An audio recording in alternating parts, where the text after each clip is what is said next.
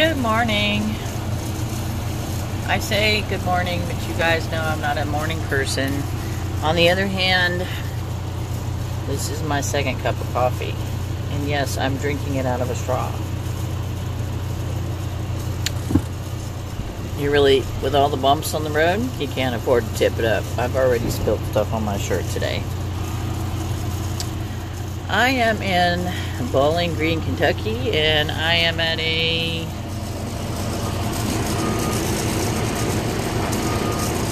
I'm at a dock for a Home Depot. I can currently feel them unloading the truck right now as we speak. Steven, my trainer, went inside to look around at the store, and I'm like, Home Depot, that's for lesbians, not me. Sorry, I put on that hat. So I popped out of bed this morning at 6 o'clock and ran into well, let me just back up here. Yesterday, we had a delivery near Atlanta in the morning, but because we got in at 2 a.m., we overslept. And we showed up about an hour late, but fortunately, they didn't care. So we unloaded, and then we went and picked up a new load at, I don't remember, it must have been, I guess it was a Home Depot distribution center. I don't know what it was, now that I think about it. We just had, yeah, it was some sort of Home Depot. But it was like just a warehouse. It was not a Home Depot store. So anyways, we picked that up and we drove, well, I drove. We were so close to Atlanta that it took me 2 hours to get outside of Atlanta, to get out of Atlanta. And 2 hours of bumper to bumper stop and go. Assholes cutting me off. I am so sorry, Maddie. You know what? Your Mama J is a trucker, and I already had a trucker mouth, so I'm probably going to say some things, especially when I'm dealing with stupid people, rude people. It's hard. It's so hard. I try to be a good person. Yeah. I'm rambling because I'm not quite awake yet. Anyways, 2 hours to get out of Atlanta, and then we headed through Chattanooga, and we hit more traffic in the Chattanooga area, and because it was slow enough, I took a video. I'm not really supposed to be on my phone while I'm driving, obviously, and I try my best to abide by that, but when we're just stopped, I went ahead and popped a quick video, which I'll include here. I may just go ahead and see if I can put it in here at this point, but it may be at the end of this video. It's nothing really exciting, just traffic, but I was excited because you can tell I'm in the driver's seat. Anyways, we went through Chattanooga, and then we went from there to Nashville. Well, yeah, right through Nashville, because I remember seeing the Nissan Stadium and whatnot. So it was a big city day yesterday, which meant not a lot of driving got done. I only did 300 and something miles yesterday, but I drove for 8 hours. And the day before, I did closer to 500 miles, and I drove for 7 hours. So just depends on the traffic and where you're going and whatnot. Crossed over my first mountain, which, as you guys know from getting behind a trucker going up the mountain, it's kind of a pain, but we had a light load. It's only 15,000 pounds this time. Last one was 42,000. This one's only 15, but that's a lot. It could cause a lot of damage in an accident. So just some quick stuff I want to talk about. I don't know if you guys even care, but I learned at the truck driving school how to drive a stick. And we knew up front that it would be you'd learn on a stick, and you take your test on a stick, and that way, but all the companies have automatics. But my license isn't limited to automatics only now. If I ever had to drive a stick, I could. But all of these are automatics. There's no clutch, and thank God, because 2 hours of, well, more than 2 hours, but 2 hours of Atlanta stop and go, that's a lot of downshifting and shifting, and I'm sure my clutch leg would have been horribly sore today. But there, in some ways, the truck almost drives itself, because you can put it on cruise, which total governs the speed. In other words, I can't go more than 68 miles an hour. That's where they govern their speed at. Well, the speed limit on the highway is mostly 70. So when I set the cruise control, set it at 68. It has this little thing. We have all sorts of gadgets on this truck. There is an outward-facing camera that it's what they call an event recorder. So if something happens, it'll record 8 seconds of video, and that's really turned out to like protect the drivers more, because it shows how many they call them four-wheelers, how many four-wheelers cut them off or do things. And then we also have this other piece of equipment. I think that's what this is right here.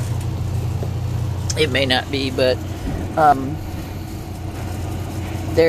it'll check your, sorry, they're shaking the trailer pretty good right now. There's a piece of equipment on the front.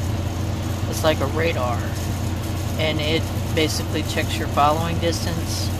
If you're driving without the cruise control, when your following distance is too close, it'll beep at you.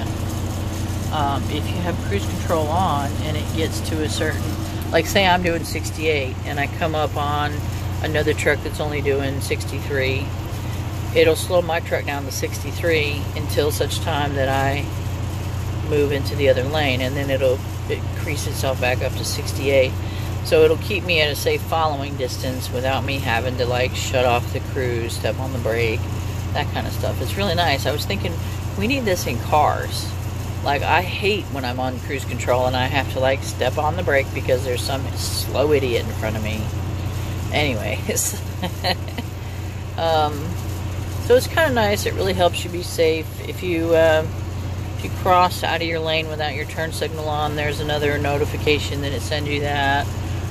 There's just all sorts of safety stuff that I really appreciate. You wouldn't believe how many cops I saw yesterday, and there would be clusters of them on the highway. There'd be 3, and I just zoomed right past because I had my cruise control on 68, speed limit was 70, no worries whatsoever. Oh, also I learned about way stations. Most of the time we don't even have to go in, because we have this little thing, this Easy Pass, and that covers most of the way stations across the country. If it beeps red, though, we have to go in, and we had one today that beeped on us this morning, but when we went into that first lane, then it said bypass, so we didn't have to stop. Anyways, so we're in Bowling Green, and I will try to maybe attach some. He's driving for now because I can't. My 10-hour break's not over until probably about 9 o'clock this morning. So he's driving for right now. And I will see if I can get some videos or show you a little bit of the countryside or something. No promises. But anyways, we got in last night about, I think it was about 10. Might have been 11 because it's Eastern Standard Time. Our thing shows Central Standard Time. And the reason why I act so confused about the time, by the way, is because everything we do has to be in 24-hour time. So, unless it's before noon, I'm not really sure what time it is without thinking. So it's like, if it's 14:05, I have to be like 14 minus 12. is 2, so it's 2:05. Ah, nice. Okay. But I have my phone on military time just so I can get some practice doing that. Damn, they are shaking this trailer. Oh, finding a place to park last night was a bitch. We started about an hour and a half from here, and we pulled into a Love's. Actually, we found a Love's that we wanted to stop at, and they were not, and they were full. So he just there was this area where trucks were sitting that wasn't an official parking spot. So we just parked there and went in and took showers, which is nice. Like I said, if you have a Love's card, you get shower credits. So he used his credit, one of his credits, to give me a shower. And I don't mean literally give me a shower. He bought me a shower. I went into the shower by myself. It was kind of nice. I didn't have my phone because it was almost dead and I had put it on the charger.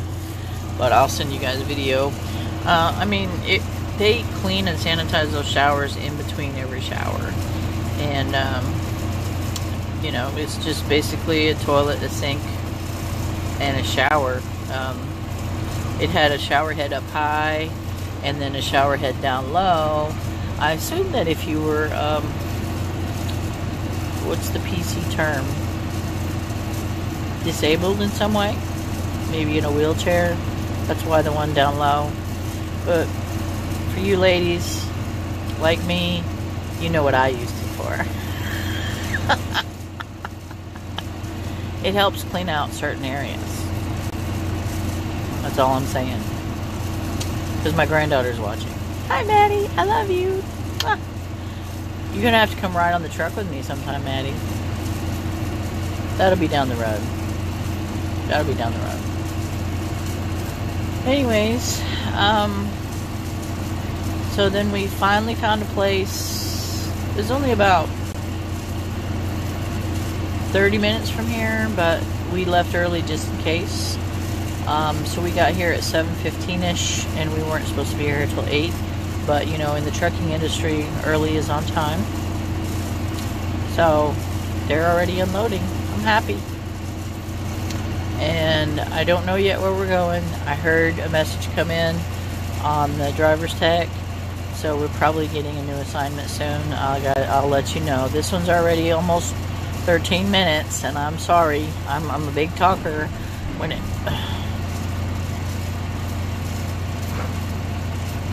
so much. Steven's like, you should still try to sleep. Yeah, right. Like, I could really sleep in the truck right now.